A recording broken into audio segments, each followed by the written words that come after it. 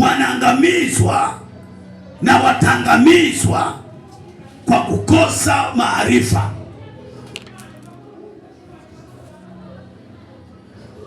Maarifa ya Mungu. Haleluya.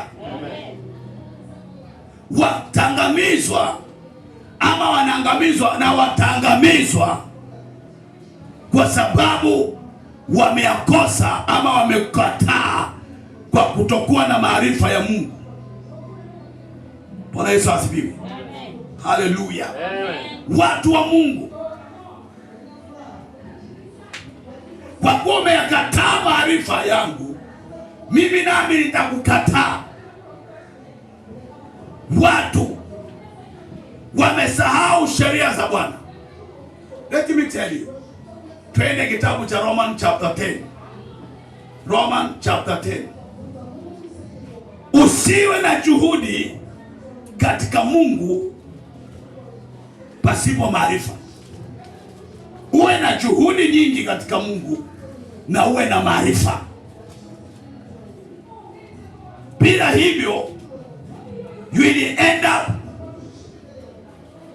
katika kukataliwa na Mungu.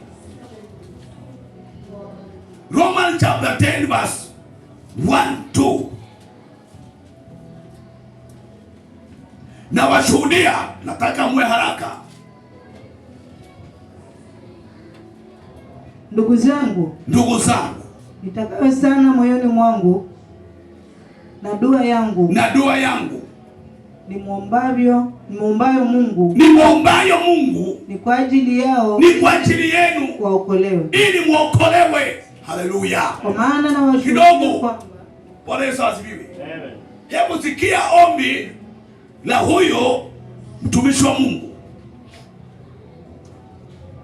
Anasema na washuhudia ama ombi langu kwa Mungu kwa ajili yenu ni muokolewe. Bwana Yesu asifiwe. Muokolewe, mpone, muokolewe, musalimike katika uzima wa milele. Ombi lake mtumishi wa Mungu kwa wanaomwamini Yesu. Haleluya. Maana kusiwe tukawe kanisani, tukawe katika nyumba ya mkate, na mwisho wake tukatupwa nje, ama tukawa moja wao wa kukataliwa. And I'm telling you, this is what will happen to the many people. Cause wako na juhudi nyingi, lakini si katika maarifa ya Mungu. Haleluya. Ombi langu hata mimi mchungaji Joshua ni kwamba wewe ukaokolewe. Amen. Wewe usalimike, ukauone uzima wa milele. Haleluya. Hiyo ndiyo ombi langu, hiyo ndiyo tamaa yangu, hicho ndicho kilio changu. Mtu asema amen. Isije kawa kuokoka kwako ni bure. Nakwambia. Soma verse 2.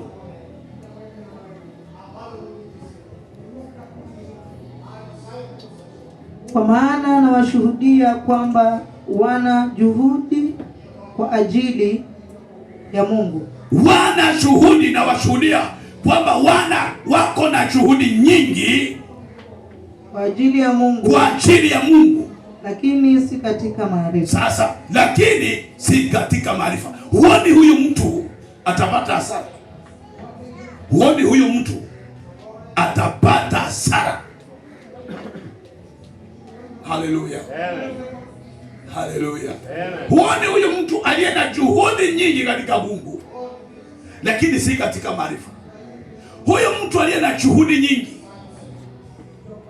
huyu mtu anafunga sana, huyu mtu anaomba sana, huyu mtu anajitesa, hata anaweza akakosa usingizi the whole night, hata wiki nzima anafunga, kula kwake ni kidogo. Huyo mtu ako na juhudi nyingi, ni mtu aliye na juhudi nyingi katika kupeana, ana moyo wa ukarimu, ana moyo, haleluya, wa kusaidia wanyonge. Akona juhudi nyingi katika Bwana, maana hayo yote ni kwa sababu anamtafuta Mungu, haleluya, lakini si katika maarifa.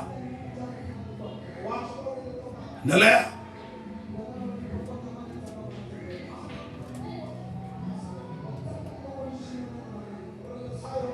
Kwa maana wakiwa hawajui haki ya Mungu, kwa maana ikiwa hawajui haki ya Mungu na wakitaka kuthibitika haki, wakitaka kuthibitisha haki yao wenyewe, hawakujutia chini ya haki ya Mungu. Hawakujitia chini ya haki ya Mungu.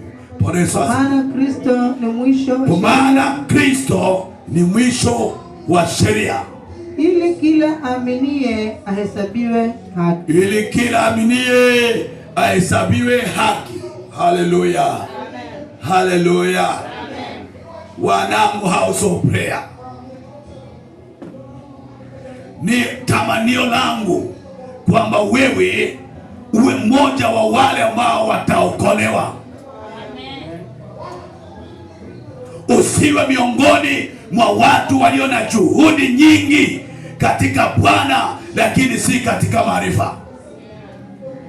Wakikosa kujua iliyo haki ya Mungu, wanasimamisha haki zao wenyewe. Haleluya. Wanakataa kuenenda katika njia za Bwana, wanakataa kuenenda katika mawazo ya Mungu, wanakataa kuyajua mapenzi ya Mungu ni yapi kwa maisha yao. Huyo mtu atapoteza, mwisho wake atajuta, ile investment yangu yote, muda wake mwingi utakuwa umepotea, na mwisho wake anakataliwa. Ndio maana hata Paulo anafika mahali anasema, na mimi napiga mbio hivyo hivyo, si kama nipigae hewa. Mtu anayepiga hewa ni mtu asiyejua maarifa ya Mungu, asiyetaka kujua mapenzi ya Mungu. Huyo mtu anapiga hewa. Haleluya. Kuna watu watapiga hewa, kuna watu watazaa upepo, kuumia kote huko, lakini unafika mahali unazaa upepo, haukufanya wokovu wowote duniani. Why? Kwa sababu ulitumika ama ulikuwa una juhudi nyingi katika Mungu, lakini si katika maarifa, si katika maarifa. Na watu wa Mungu, maandiko yanasema watu wangu wanaangamizwa ama wataangamizwa kwa kukosa maarifa. Bwana Yesu asifiwe. Haleluya. Watu wa Mungu,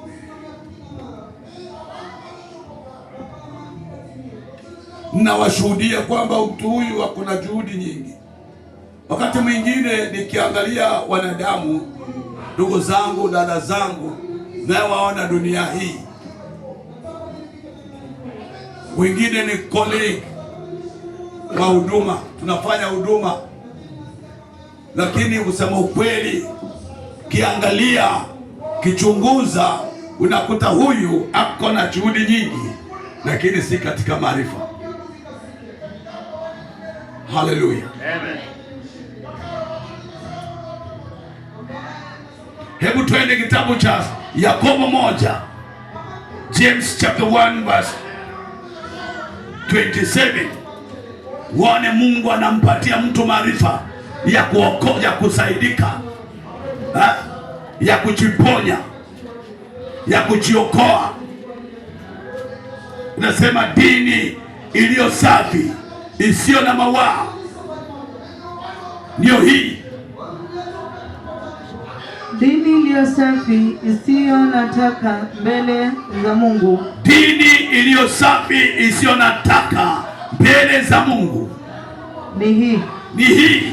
Kwenda kuwatazama mayatima. Kwenda kuwatazama yatima na wajane katika dhiki yao. Waende wajane katika misiba yao.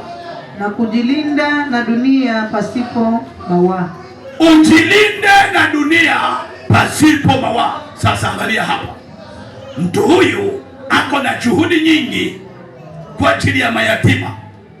Mtu huyu ako na juhudi nyingi kwa ajili ya wajane. Haleluya, amen. Kwenda kuwatazama, kuwa msaada, kuwa baraka kwao, lakini anaambiwa mtu huyu aliye na juhudi hizo nyingi, basi na ajilinde na nini? Ajilinde na dunia. Haleluya, amen. Yani ufanye hayo yote, lakini ujilinde na dunia. Hiyo ndio maarifa yako. Praise God. Amen. Fanya hayo yote, lakini ujilinde na dunia, because dunia ndiyo adui ya kuokoka kwako. Dunia ndiyo adui wa hatima yako. The world. Praise God. Amen. In the book of James chapter 4 in verse 4 there, maandiko inasema, mtu asome, twende hapo bwana, ni mafundisho. Enyi wazinzi, enyi wazinzi, hamjui ya kwamba kuwa rafiki wa dunia ni kuwa adui wa Mungu? Hamjui ya kwamba kuwa rafiki wa dunia ni kuwa adui wa Mungu? Basi kila atakaye kuwa rafiki wa dunia hujifanya kuwa adui wa Mungu. Kila anayetaka kuwa rafiki wa dunia hii anajifanya kuwa adui wa nani? Adui wa nani? Mungu. Adui wa nani? Mungu. Sema vizuri nini? Adui wa nani? Mungu. Adui wa baba yako? Adui wa ndugu yako? Adui wa mjomba yako? Mungu. Halo? Yes. Unakuwa adui wa Mungu. Amen. Au mwadhani ya kwamba maandiko yasema bure? Ama mnadhani ya kwamba maandiko yananena bure? Huyo Roho akaye ndani yenu, huyo Roho akaye ndani yenu, hututamani kiasi cha kuona wivu, kiasi cha kuona wivu. Lakini hutujalia sisi neema iliyozidi. Lakini hutujalia sisi neema inayozidi. Kwa hivyo husema, Mungu huwapinga wajikuzao. Mungu huwapinga wajikuzao, bali huwapa neema wanyenyekevu. Bwana Yesu asifiwe. Amen. Haleluya. Amen. Watu wangu wanaangamizwa ama wataangamia kwa kukosa kuwa na maarifa. Hapa anasema, ninawashuhudia ndugu zangu kwamba hawa wako na juhudi. Hata wewe najua uko na juhudi nyingi. Haleluya. Bwana Yesu asifiwe. Haleluya. Kuna mtu ako na juhudi nyingi. Wewe naye nitazama, uko na juhudi nyingi katika Bwana, lakini si katika maarifa. Uko na juhudi nyingi katika Bwana, lakini dunia ni rafiki yako. Uko na juhudi katika Bwana, lakini dunia imekusonga. Haleluya. Amen. Dunia ni adui wa Mungu. Kwa hivyo fanya juhudi nyingi katika Mungu, lakini jiepushe na dunia. Halo. Amen. Dunia isikunajisi, dunia isikuchafue. Haleluya. Dunia isiwe part of you. Praise God. Amen. Haleluya. Amen. Semeni amen. Amen. Semeni haleluya. Haleluya. Kanisa la Bwana lazima liwe kanisa lililo hai. Wewe unasikia nahubiri kama mtu aliyekufa? Unadhani nahubiri kama mtu ambaye ako kifungoni? Haleluya. Amen. Nahubiri kama nahubiria mamilioni. Hata hivyo nahubiria watu wengi, maana wengine wanatutazama kwa mtandao. Semeni amen. Amen. Haleluya. Amen. Sema amen. Amen. Yes, msiwe na juhudi nyingi katika Mungu basi na hamuna maarifa. Praise God. Amen. Nikashangaa kuliona andiko linasema kitabu cha Marko chapter 7 verse 6. Enda hapo. Marko chapter 7 verse 6. Praise God. Amen. Hallelujah. Imagine mtu hakosi makesha, akosi kesha, akosi maombi, akosi ibada. Yani huyo mtu ana juhudi nyingi, ana juhudi nyingi, lakini si katika maarifa. Mwisho wake atavuna nini? Verse 6. Read. Akawaambia, Bwana Yesu anawaambia watu. Isaya alitabiri vyema kwenu, ninyi wana wanafiki, kama ilivyoandikwa, watu hawa huniheshimu kwa midomo, watu hawa wananiheshimu kwa midomo, ila mioyo yao iko mbali nami. Watu wengi wanamheshimu Mungu, kwa midomo, lakini mioyo yao iko mbali na Mungu. Maandiko inasemaje? Nao wananiabudu bure, wakifundisha mafundisho yaliyo maagizo ya wanadamu. Hallelujah. Imagine, inasema hawa wananiabudu bure. Kwa hivyo juhudi zako zote itakuwa ni bure. Hello. Amen. Hallelujah. Amen. Your givings will be in vain. Hiyo misaada yote, hello, itakuwa in vain, bure. Unamwabudu Mungu bure, ibada zako zitakuwa ni bure. Imagine kuna mtu wako hapa na hapo uliko, na uko na juhudi nyingi sana katika Mungu, lakini unamwabudu Mungu bure. Ikiwa hautajilinda na dunia, ikiwa hautaikataa dunia, basi nimetuma nikwambie, uko na juhudi nyingi, lakini si katika maarifa, na hiyo ibada yako itakuwa ni bure. Lazima ujilinde na dunia, because the world is the enemy of Jesus. Hallelujah. When Jesus came, amekuja kututenganisha na dunia. Though tuko duniani, lakini ametutenga na dunia. Bwana Yesu asifiwe sana. Don't allow dunia ikukaribie. Dunia, angalia matendo yao. Usienende kama dunia inavyoenenda. Enda kama vile Bwana anavyotaka. Bwana Yesu asifiwe. Ishi maisha ya matakatifu. The Bible says it is written that you should be holy as I am holy. The church of Christ must be holy. You woman of God, you must be holy. Wewe kijana unayesema unampenda Yesu, lazima utafute kuwa mtakatifu. Wewe binti unayempenda Yesu, tafuta kuwa mtakatifu, ili ibada yako isije ikawa in vain. Pigia Yesu makofi mazuri. Hey! Hallelujah. Hey. Imagine tangu okoke, leo ni miaka kadhaa imeenda, alafu unatazamia mbingu mpya na unaambiwa hautaingia. Bwana Yesu asifiwe. Amen.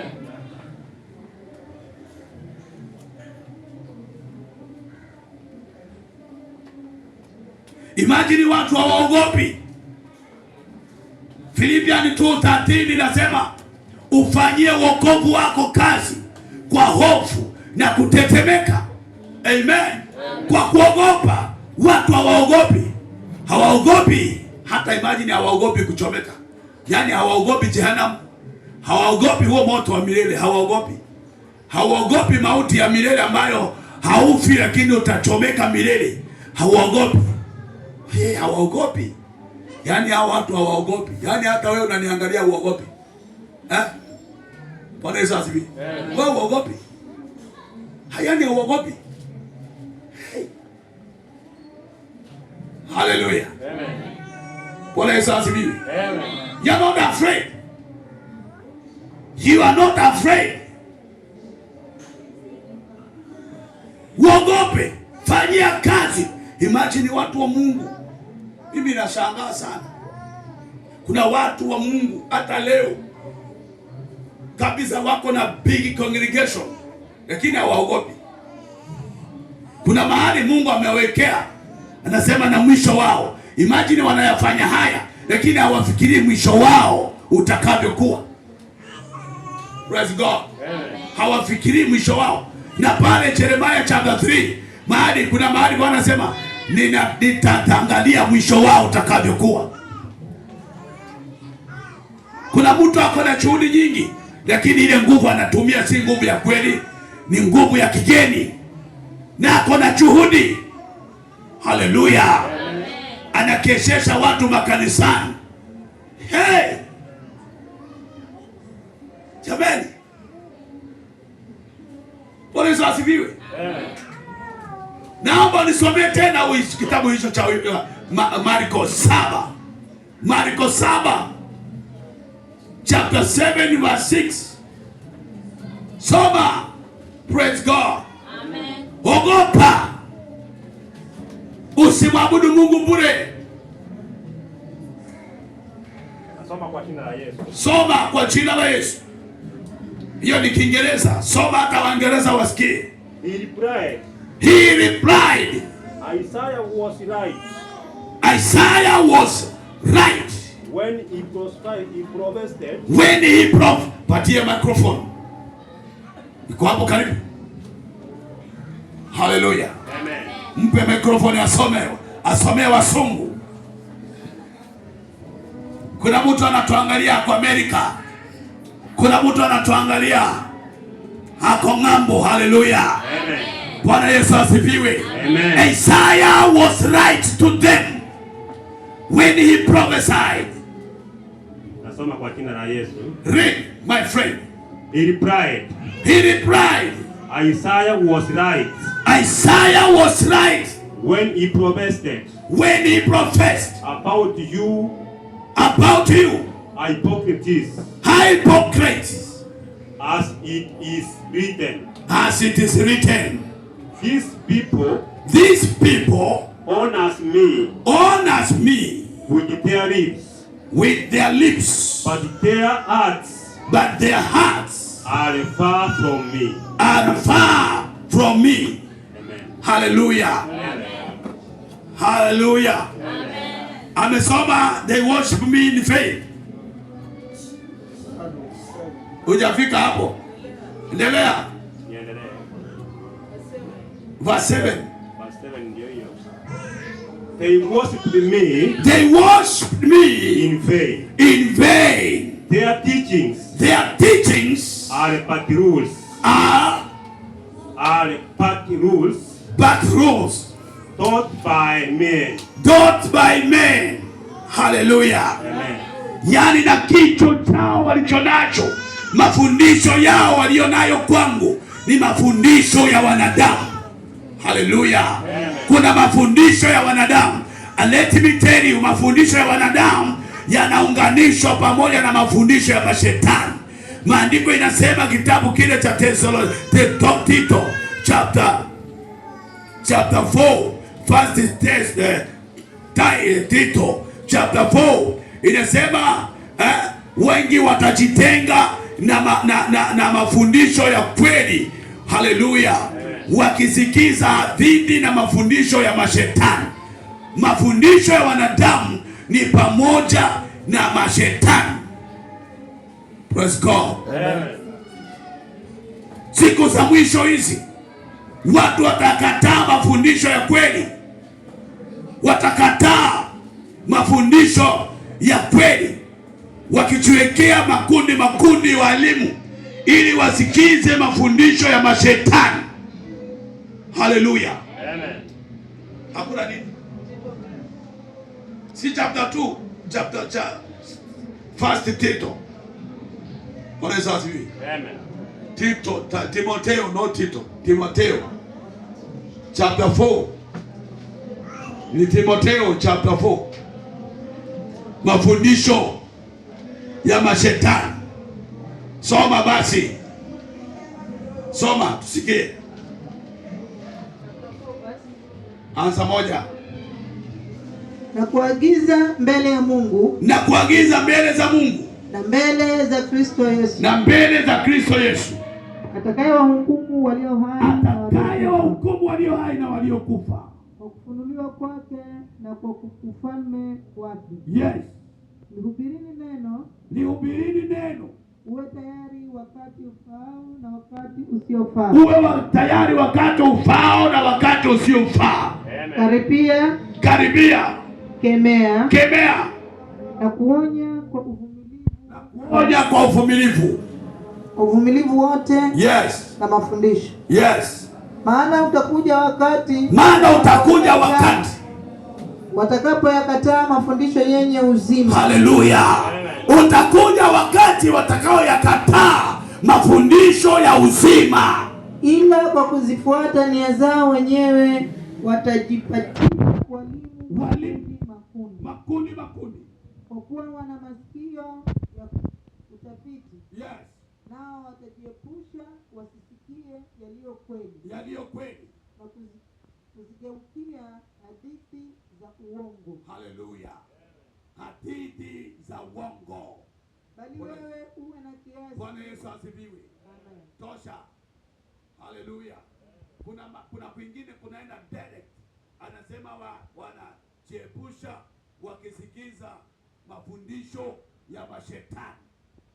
Bwana Yesu asifiwe. Mafundisho ya wanadamu na mashetani ni moja.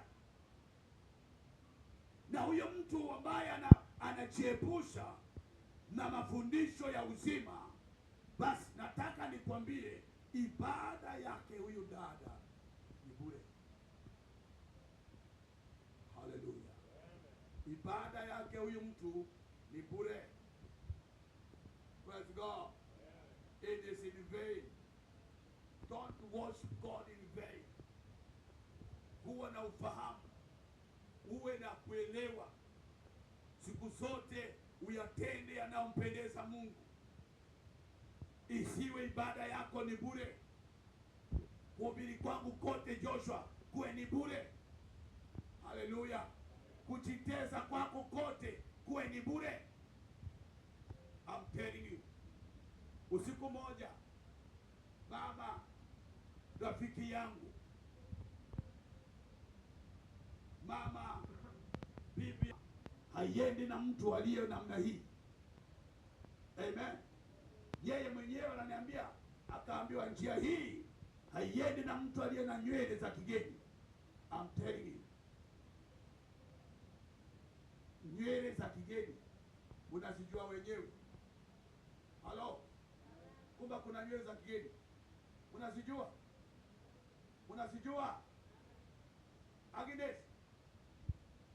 Joto ni nyingi. Unazijua nywele za kigeni? Haya. Kaambiwa njia hii haiendi na mtu aliye na nywele za kigeni. Akaambiwa njia hii haiendi na mtu aliye na vipuli. Akaambiwa njia hii haiendi na mtu aliye na marangi. Hii yote ni dunia. Nywele hizo ni dunia. Hizo vipuli ni dunia. Hayo marangi ni dunia. Mama wa watu na mpivi ya mchungaji akajishika, kaanza kujuta, pia alishika kifua, kaanza kujuta. Sasa ile kuokoka kwangu kote, ile bidii yangu yote umeshikwa. Don't otherwise. Kuokoka kwangu kote, sadaka zangu zote, yani ikwendi vei. Basi akaambiwa, sasa mimi nawaonesha watu wa Mungu, sema kweli, basi nimekutendekea hivi. Kuokoka kwako kutakuwa kumekusaidia nini? hiyo dhabihu zako zote umezifanya, hiyo huduma yako yote umeifanya, imekusaidia nini? Imekusaidia nini? It is in vain. You have wasted. You have wasted your time. Hata wewe unaoniangalia huko nyumbani kwako, haleluya, hata wewe kuna uwezekano kwa ibada yako ni bure, kwa sababu ikiwa utakataliwa kuingia uzimani, basi ibada yako, kuokoka kwako kumekuwa ni bure. Bure kwa nini? Kwa sababu hukujua adui wa Mungu ni shetani, adui wa Mungu ni dunia, dunia ni shetani. Haleluya, haleluya. Refuse not to be like nobody, be like Jesus. Praise God. Hallelujah. Be a woman who is an undefiled. Be a brother who is an undefiled. Because the devil, shetani na dunia yake, kazi yake ni kunajisi watu usiqualify kuingia uzimani. Na wacha nikwambie, kama utakosa kuingia uzimani, my brother, ibada yako, juhudi zako zote zimekuwa in vain, bure. Yule mama akaambiwa kwa ndoto yake, akaambiwa, unamjua Pastor Joshua? Akasema namjua. Akasikia anaambiwa, huyu anaongea neno langu, nenda umwambie asiogope. Bwana Yesu asifiwe. Ashukuriwe. Bwana alikuja akanipata ninaomba, nikaketi, akaniambia habari alizozileta. Haleluya. Nami nakwambia siogopi na sitaogopa. Haleluya. Nitawaambia watu kinachowapasa kufanya ili wasimwabudu Mungu bure, wapate faida katika wokovu wao. Mtu aseme amen. Bwana Yesu asifiwe. Mimi nakwambia watu wa Mungu, dunia imejaa kelele nyingi sana, lakini Mungu akiangalia anasema bila naniabudu bure. Cause if mama bibi Malaki, kama utakosa mbili, umeabudu Mungu bure muda wako wote. Sema Malaki bure, baba George bure, Justus bure. Hapana mama. Bwana Yesu asifiwe. Jilindeni na dunia. Praise God. Watu wanamwabudu Mungu bure, watu wako na juhudi sana, lakini it is for in vain. Amen. Hallelujah. Can you go in the book of Revelation? Revelation chapter 2. Why Mungu anasema they worship me hata in vain. In vain. Cause if this woman, this world,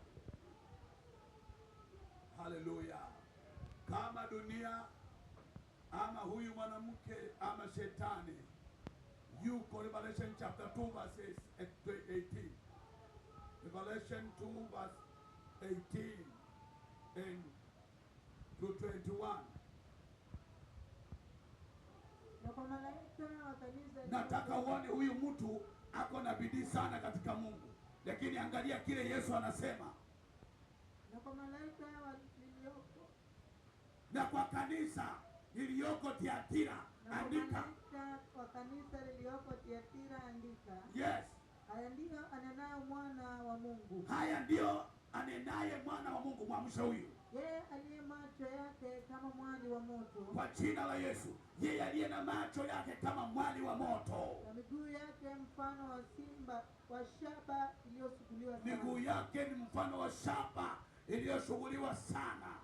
Najua matendo yako na upendo wako. Twende pole pole. Na yajua matendo yako. Najua matendo yako. Najua matendo yako. One. Na upendo. Najua upendo wako. Na imani. Najua imani yako. Na huduma. Najua huduma yako. Na subira yako. Najua subira yako. Tena kwamba matendo yako ya mwisho tena ya kwamba matendo yamezidi yale ya kwanza. Congratulations. Lakini niko na neno moja juu yako, kwamba wamridhia yule mwanamke Yezebeli, kwamba umemridhia yule mwanamke Jezebel, yeye ajiitaye nabii kwa kuwafundisha, yeye anayejiita nabii na kuwafundisha watumishi wangu na kuwapoteza, ili wazini na kula vilivyotolewa sadaka, na kula vitu vilivyotolewa sadaka kwa sanamu. Nami nimempa muda ili atubu, wala hakutupia uzinzi wake. Tazama, nitamtupa juu ya kitanda na hao wazinio pamoja naye. Nitamtupa juu ya kitanda na hao wazinio pamoja nao, wapate dhiki kubwa wasipotubia uovu wao. Nami nitawaua watoto wake kwa mauti. Na makanisa yote watajua ya kuwa mimi ndiye achunguzaye viuno. Na makanisa yote, haleluya, na makanisa yote watajua kwamba mimi ni Mungu nichunguzaye mioyo, viuno na mioyo yao. Bwana Yesu asifiwe. Now, hebu angalia hapo. Huyo mtu ako na imani, huyo mtu ako na upendo, huyo mtu ako na ukarimu, huyo mtu anasaidia wengine. Haleluya. Matendo ya huyo mtu ni mazuri, ana bidii kwa kuwakaribisha watu. Lakini neno moja, Bwana anasema, lakini niko na neno moja juu ya huyu mtu aliye na imani, huyu aliye na matendo mema, huyu mkarimu, huyu anayesaidia wanyonge, huyu anaangalia mayatima, huyu anaangalia wajane. Yaani Mungu anasema, lakini niko na neno moja juu ya huyu mtu. Bwana ana neno moja juu yako, kwamba umemridhia yule mwanamke Jezebel anayejiita nabii, prophetess, anawafundisha watumishi wangu na kuwapoteza. Ndio nikakuja kupata ufahamu kwamba shetani akitaka kupoteza kanisa la Bwana, ama hiyo nyumba ama hiyo kusanyiko, lazima mpate mchungaji. Akishapata yule kuhani, basi lile kundi lote litaenda na maji, maana hata kusaidia. Haleluya. Bwana Yesu asifiwe. Let me tell you, men of God, watu wengi wametiwa na uhoga na hofu ya kukuto confront this woman Jezebel. Jezebel has been a threat to men of God. Kwamba wakimtaja Jezebel, fungu la 10 watakosa, sadaka itapungua makanisani. And yet Jesus anasema mumemkubalia this woman Jezebel. Jezebel amechukua kanisa. Huyo mwanamke kahaba, huyo mwanamke ni shetani, huyo mwanamke ni dunia. Bwana Yesu asifiwe. Amekuja na ushawishi wa pesa. Ndio maandiko yanasema wanadhani utaua ni njia ya kupata pesa. Watu wanakimbizana na vile watapata mapesa, sio wakimbizane na mioyo ya watu, roho za watu sipone, sikauone uzima wa milele. Yono limani, nani ataenda na pesa mbinguni? Hallelujah. Don't be cheated. Wacha nikwambie, siku za mwisho Yesu akawaambia, take heed that nobody deceives you. First thing the devil has come with is reception, to deceive people. Watu wengi wamedanganywa. Slap huyo, mwambie wake up. Piga huyo kofi, mwambie wake up.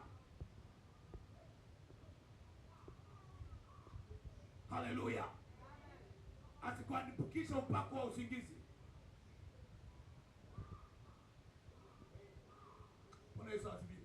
It is very sad. Kuna watu wako na juhudi sana kutoa mapepo, hata mimi natoa mapepo kabisa, hata wao ni shahidi. Lakini let me tell you, hiyo bidii yako yote ya kutoa mapepo, kama hautajichunga na dunia ya kutoa mapepo, it will be in vain. And let me tell you, ukisubutu kwenda hell, wewe uliokuwa na wateza mapepo na kuambia watakuteza milele, maana hawakufi, lakini hasira yao yote nao watamalizia kwako. Unachomeka hapo, lakini nao wanakushukuru kutengeneza ni sawa sawa. Toa mapepo, lakini usiende jehanamu. Hallelujah. Usikose maarifa. Hallelujah. Look at these people. The book of Matthew 7, chapter verse 21. What is wrong with these people? Maandiko yanasema sio kila mtu asemaye Bwana Bwana atakayeuona ufalme wa mbinguni. Hallelujah. Na hapo mbele anasema ila ni wale wafanya mapenzi ya Mungu. Ndiposa siku zote uizizo leo tafuta kujua kile unachokifanya leo, kile unachotaka kufanya hata sasa, kile umeamua kwenda kufanya ni mapenzi ya Mungu ama ni mapenzi yako. Praise God. Ni usije ukaabudu Mungu in vain. Maandiko inasema watakuja na kusema tulitoa pepo kwa jina lako, tuliponya wagonjwa kwa jina lako. Praise God. Yeah? Tulitabiri kwa jina lako. Lakini Mungu anawaambia ondokeni kwangu ninyi wadhalimu. Tatizo la hao watu ni nini? Wako na juhudi nyingi sana. Nakwambia kuna watu kama leo anajua anaenda kufanya deliverance, alianza kufunga Jumatano, Alhamisi, Ijumaa, Jumamosi, hili Jumapili kiumane. Na ni kweli kuna vitu vitatendeka, mapepo yatachomeka, yatatezwa, yatapiga nuru yakienda. Lakini je, kwako ni salama? Sasa siku ile utakataliwa, utaambiwa sikujui wewe, ndio ulikuwa unatoa pepo. Ndio maana lazima uwe na maarifa, usiwe mjinga. Hallelujah. Praise God. Kwani mtu mjinga ni nani? Mtu mjinga ni mtu asiyejua mapenzi ya Mungu. That's why, na kama hujui mapenzi ya Mungu, I'm telling you, wewe ni manamba tu unasukuma, unafanya kusindikiza watu, lakini heaven is not your portion. And because of that, that's why in the book of Ephesians chapter 5 verse 17, Paul anawaambia watu, anawaambia kanisa la Bwana, don't be fools, msiwe wajinga. Tangu sasa usiwe mjinga, bali uyafahamu haswa yaliyo mapenzi yake Baba. Mtu aseme amen.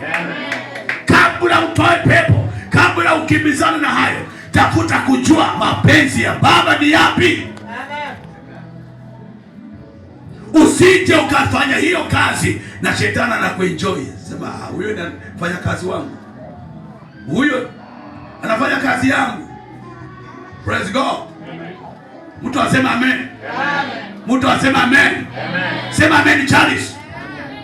Sema amen Charles. Sema hata wasikie. Ushawahi kwenda kiganjo? Ushawahi kwenda kujaribu jeshi? Nilipoenda kujaribu jeshi, kitu moja sema, wanasema useme sauti. Wale sauti. Unajua wale watu wa kukomandi. Hakuna microphone. Hallelujah. Baka wewe na sauti. Sasa amen, amen. Sema amen, amen. Lakini nakwambia Charity akafinywa pale nyuma afinywa. Utasikia sauti mpaka kule. Hata unazifanya holy hapa. Waje ukamata utapiga nduru. Hallelujah. Amen. Bwana Yesu asifiwe. Hallelujah. Amen. Praise God. Amen. Usiabudu Mungu in vain. Praise Jesus. Tulikuwa tunasoma Ephesians 5:17. Yes. Soma Ephesians 5:17. Nilitaja Ephesians Efeso 5:17. Soma. Hivyo utabakia kuwa mjinga. Nakwambia ibada zako, huduma yako, uimbaji wako. Imagine kuna mtu amepenya. Amepenya East Africa yote, amepenya Afrika yote, amepenya, lakini hajajichunga na dunia. Yule mama, yule mzee, wewe mwimbaji, maana waimbaji wengi mnaimba. Sikia wewe ndugu dada, o mama, usipojichunga na dunia itakuponza.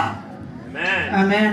Hata kama unaimba mpaka Afrika yote inasema kuna genius, na kuambia genius wako utakuwa in vain.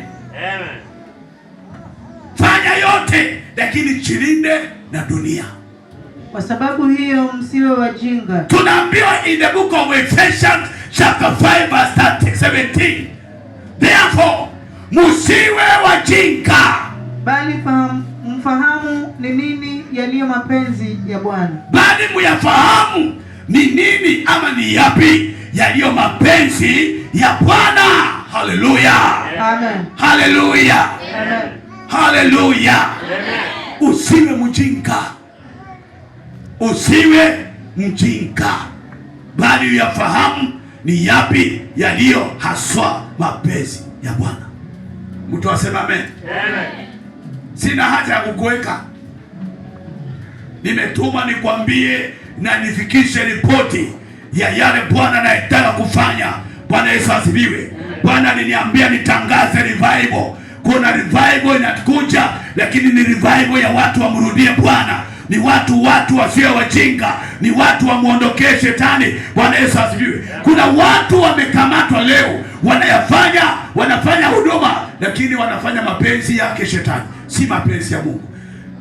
Second Timotheo wa pili chapter 2 and verse 25.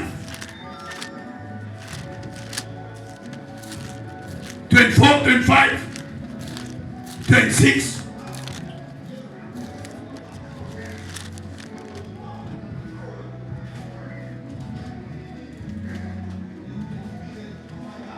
Tena haimpasi mtumwa wa Bwana kuwa mgomvi. Ugomvi hautoki kwako, bali kuwa mwanana kwa watu wote. Uwe mwanana kwa watu wote. Awezaye kufundisha. Mvumilivu. Akiwaonya kwa upole. Watu kwa upole. Wao wanaoshindana na yeye. Ili kama ikiwezekana. Mungu awape kutubu na kuijua kweli. Wapate tena fahamu zao zilienda wapi? Wapate tena fahamu zao. Ziliibwa. Wapate tena fahamu zao. Na kutoka katika mtego wa Ibilisi. Wajinasue, watoke katika mtego wa Ibilisi. Ambao hao wametegwa naye. Hata kuyafanya mapenzi yake. Halo. Kuna uwezekano uko hapa lakini unatenda mapenzi yake. Kuna mtu anahubiri. Mimi nakwambia, once this woman is part of you, this woman ambaye ni shetani, ambaye ni dunia, is part of your life. I'm telling you, umetegwa ukakamatwa. Sasa unaishi kwa kuyatenda mapenzi yake.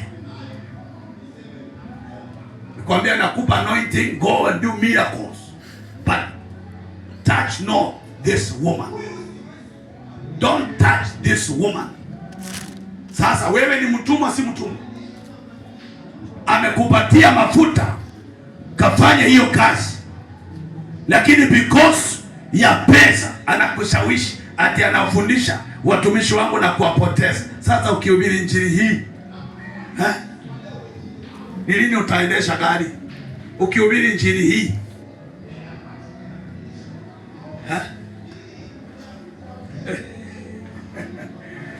Hallelujah. Unajua shetani ana shida na wewe.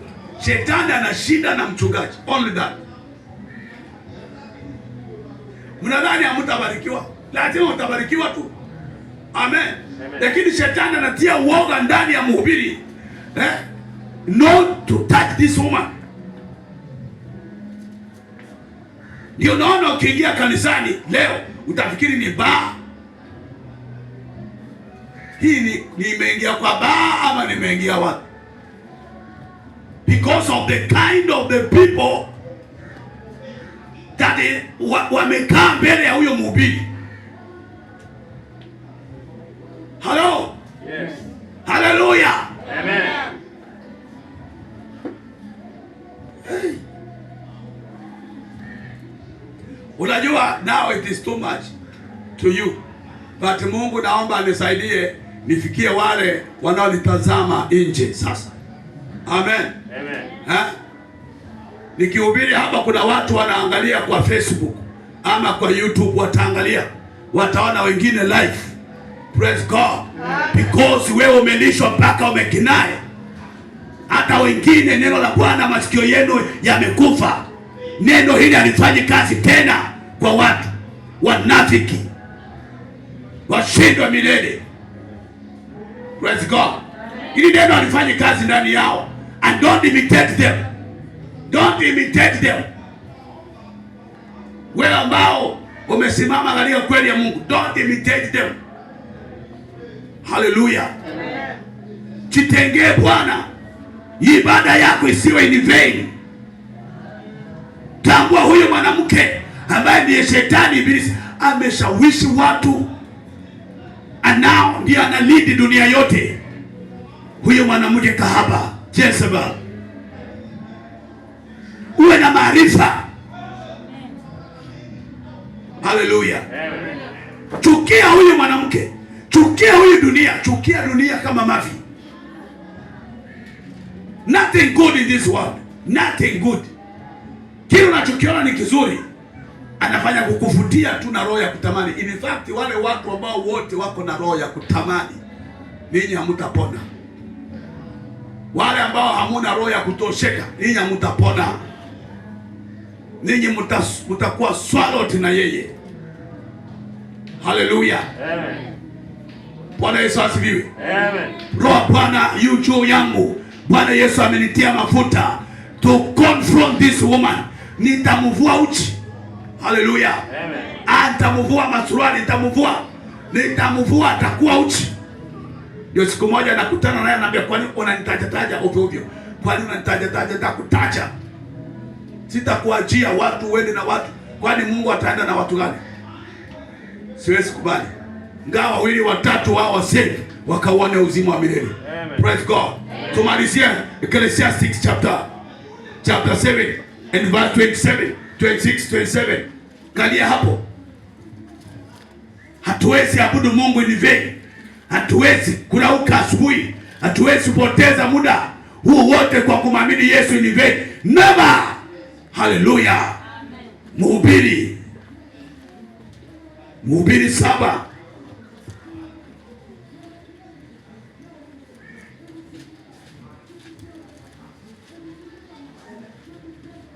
Soma kuanzia mstari wa 25 mpaka 26.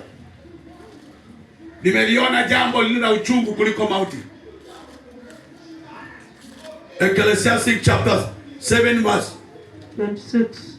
Yes.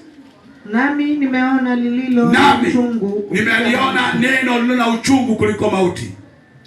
Yani mwanamke ambaye moyo wake ni mitego. Mwanamke ambaye moyo wake ni mitego na tanzi. Tulia hapo kwanza. Mwanamke yupi? Who is that woman? Jezebel. Who is that woman? Jezebel. Who is that woman? Jezebel. Moyo wake ni mitego na tanzi. Na mikono yake ni kama vifungo. Na mikono yake ni kama vifungo. Yeye apendezaye Mungu. Yeye ampendezaye Mungu ataponyoka. Yeye ampendezaye Mungu ataponyoka. Huyu mwanamke atamponyoka. Yeye yule mwanamke, mwanamume ampendezaye Mungu atamponyoka. Atateleza kwenye mikono yake kama samaki iliyo baharini, iliyo kwenye macho nataka kuishika, inateleza. Yule ampendezaye Bwana peke yake atamponyoka. Bali mwenye dhambi atanaswa na yeye. Mwenye dhambi yeyote atanaswa na yeye. Mwenye dhambi ni nani? Mwenye tamaa. Ukiona bado na tamani, ukae kama yule kahaba, ukae kama vile yule anavyokaa, ukae. Haleluya. Unatamani. Kila mwenye tamaa atanaswa naye. Tamaa gani? Si tamaa ya Mungu, ati tamaa ya kufanana na dunia. Wanatembea wamening'inisha makope, kope zimekaa hivi, na hakuna mtu akupewa kope na Mungu. Kila mmoja alipewa kope, wananing'iniza. Huyo mwanamke alikuja na zake, anaweka kwenye macho. Mwanamke anafanya hivi, ni kama ni huyo mwanamke amekuja na rangi. Huyo mwanamke amekuja na vipuli. Nani aliwatoboa masikio? Mimi nawaulizanga, na wewe nikuulize, wewe unaniangalia kwa simu yako. Nani alikutoboa masikio? Mungu alikutoboa? Wewe muulize mwenzako, nani alikutoboa? Mungu alikutoboa? Hukujua ni huyu mwanamke? Hukujua ni shetani? Angalia vile ameozesha wanaume na wanawake. Praise God. Amen. Alafu tukae tukitiana moyo, tutiane moyo mpaka tuingie jehanamu. Never, no way. No way. Hallelujah. Hatutatiana moyo tuingie jehanamu. Hatutapita kanisani tukienda jehanamu. Never. Amen. Somebody say amen. Hapana. Hapana. Ametoboa, ameumiza wamama. Ameumiza watoto wa watu. Ati yeye pia ni makeup. Ati yeye yani, na watu wakakubali, wamemkosoa Mungu kana kwamba Mungu hakuwaumba vizuri. Mtu aseme shetani ashindwe. Na ukisema ashindwe, hakikisha ameshindwa kweli kwako. Si ashindwe na wewe kwenda na kuandama. Veronica nilimwona juzi amekuja hapa ameninga. Kama hakuwa Veronica yule niliona. Ama ilikuwa ni siku ya sherehe. Hadi siku za sherehe ndio mnaning'iniza vitu vyake. Shindo ninyi wanafiki. Ninaomba siku ya sherehe kiumane hapo kwa sherehe yako ndio uje kutubu sema wacha ni. Unajua wengine wanasema wacha nifanye alafu nikimaliza sherehe ikiisha nitatubu nirudi kawaida. Ukufie hapo kwa sherehe. Huyo unafiki wako ufike hapo. Ama Yesu akuje wakati, haleluya. Si akuje siku ya sherehe. Si akuje siku ya sherehe.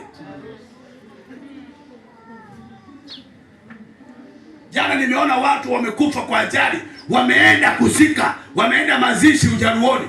Watu 6 familia moja wanarudi kutoka mazishi, wanakuja wote wanamalizikia hapo barabarani wote. Na kuna mtu kama mshirika wa Joshua alikuwa amesikiza habari za injili ya Yesu Kristo, lakini siku ya sherehe ama anaenda mazishi anasema msusi, nimekuja niwekee hii, weka hii. Anawekewa alafu kiumane hapo barabarani. Utatubu? Utapata nafasi ya kutubu? Acha ni ujinga ninyi. Kwani mjinga ni nani? Mjinga ni wewe ama ni nani? unadanganywa mpaka unadanganyika na unakubali. Yaani huyu anayekwambia utatubu, si umwambie najuaje kama nikienda nitarudi? Yaani uone wewe ni mpumbavu. Wewe unanitazama kwa mtandao. Hauoni wewe ni mpumbavu? Hallelujah. Amen. Be wise, don't be fool. Amen. Wewe ulijua kuzaliwa, hata ukujua siku ya kuzaliwa. Uliambiwa na mamako alizaliwa tarehe fulani, lakini kuondoka hautajua. Wewe kutoka na kwenda na kurudi iko mikononi mwa Mungu. Maintain holiness. Amen. Uwe mwaminifu hata kufa. Hallelujah. Bwana Yesu asifiwe. Hapana, nasema imetosha. Mtu aseme amen. Natangaza revival. Watu wamrudie Bwana Yesu, wapate fahamu zao tena. Bwana Yesu asifiwe. Mupate fahamu zenu. Msidanganywe. Kama ni kudanganywa imetosha. Hallelujah. Amen.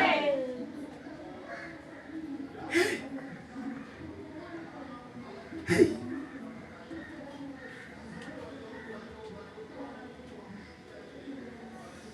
Surely, are you serious? Hata kama wewe uko serious, huyu mtu anajua kila anachokifanya. Huyu mtu anamjua Mungu kweli? Huyu mtu anamjua? Huyu anayefanya dhambi za kusudi alafu arudi atubu. Ngoja nionje, nikule alafu nitarudi kutubu. Wewe una akili? Hapana. Umekoseka. Umekoseka. Semeni amen. Amen. Na hii ndio tatizo la watu wengi. Wacha nikwambie, wacha hata huko nje, kwa sababu what I'm preaching, watu wengi hawajapata hilo neno. But the family of the house of prayer, some of my daughters, wana wa nyumba hii wengine, bado nuru ya Kristo haijawaangazia. Maandiko yanasema wametegwa na yeye, huyo mwanamke, wanafanya mapenzi yake. Yule peke yake atakayempendeza Mungu ataponyoka kwenye mikono yake. Lakini wenye tamaa wote, tamaa ya pesa,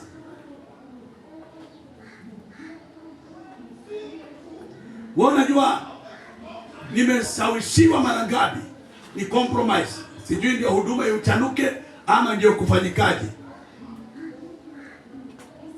Mara ngapi hata wengine ni wahubiri wenzangu,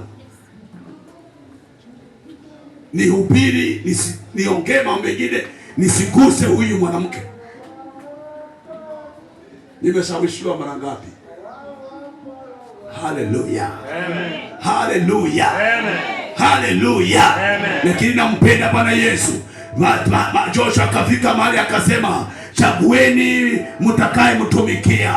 Kama ni miungu ya kigeni tumikie, lakini I and my family I will serve the Lord.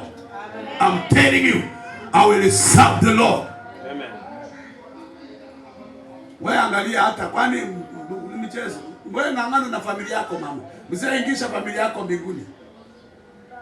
Hao watu achana na hawataki kwenda mbinguni. Mwingine anasema hawataki kwenda mbinguni pastor. Angalia familia yako tu. Na ni kweli, ni kama ni kweli. Angalia wakati wa Nuhu. Nuhu analilia watu, "Jengeni safina, jengeni safina. Safina ndio John tuingie." Wanasema mzee umeroho, umechanganyikiwa wewe, mzee umekuchanganya. Wakati mvua imeanza kunyesha, Mungu ameshamwambia Nuhu, ingia wewe, ingisha familia yako kwa safina. Aliingisha familia yake kwa safina, maana hao wote hakuna hata moja waliokubaliana na injili yake. Kaingisha wa jamii yake watu 8 aliyokuwa nao Nuhu, na wanyama. Ndio unaona hiki kisasi tuko nacho ni kile ambacho kilisaswa wale yule Nuhu na watoto wake. Bwana Yesu asifiwe. Hii ni jamii ya Nuhu. Watu walio na masikio, watu walio na macho, watu walio na miguu waliambiwa safina ndio hii, tengeza safina, mvua itanyesha, gharika itakuja. Sema ikikuja tutapanda kwenye miti mirefu. Mwingine anapanda hapo na bagi yake iko na mikate fulani ama machapati amepika, akule huko juu mpaka siku mvua. Haleluya. Halo! Pochi lake lilopanda na bado anaona mvua inakuja. Jamani, sasa na huu mti umeshafika mwisho. Mambo gani hii? Mungu akahakikisha ujinga wako umefika mwisho. Wakarama wote na mabagi yao na mikate na mabofu. Unadhani hawakupanda na chakula kwenye miti? Yeah, alipanda. Walipanda. Haleluya. Amen. Bwana akahakikisha amemaliza. Imagine Nuhu peke yake ndiye alisalamika na watoto na jamii yake. Na mimi naomba wanangu wale mnasikiza, mnapenda kunisikiliza. Hallelujah. Amen. You are part of my family. You are part of my family. Musipoteze. Musipotee. Musiangamizwe. Na kile kitakuja kuupata dunia hii. Hallelujah. Amen. Separate for Jesus. Live for Jesus. Amen. Hallelujah. Amen. Come out of her. That's the message. Come out of her. Hallelujah. Mtoke kwake. Praise God. Amen. Msiwe watu wa maarifa. Watu mlio na juhudi na si katika maarifa. Never. Mtu aseme amen. Amen. Hallelujah. Amen. Hallelujah. Amen. Na washuhudia hawa wana juhudi nyingi katika Mungu lakini si katika maarifa. Wewe mtu wa maarifa tangu sasa. Yesu anarudi. Yesu anarudi. Joeli nishikie kibodi. Joeli. Hallelujah. Bwana Yesu asifiwe. Amen. Take a step. Usiwe na juhudi nyingi katika Bwana lakini si katika maarifa. Usiwe mmoja wao wa kukataliwa siku yake Bwana. Don't tolerate this woman. The world is the enemy of God. Amen. Hallelujah. Amen. And the world is that woman. Sio akatajwa jina tu, ni jina amepewa. Lakini dunia ndio huyo mwanamke. Amepewa jina, anaitwa Jezebel. Wenye tamaa wote watafadhiliwa na yeye. Tamaa ya mali, tamaa ya vitu. I'm telling you, hamutatosha mboga kwake. Na waombea. Paulo akaanza kusema, ombi langu kwenu ni kwamba muokolewe nyote. Muokolewe nyote, na wewe uliokuwa unanitazama uokolewe kwa jina la Yesu. Take a step. Toka pake, kimbilia kwa Yesu. Naomba tusimame kwa jina la Yesu.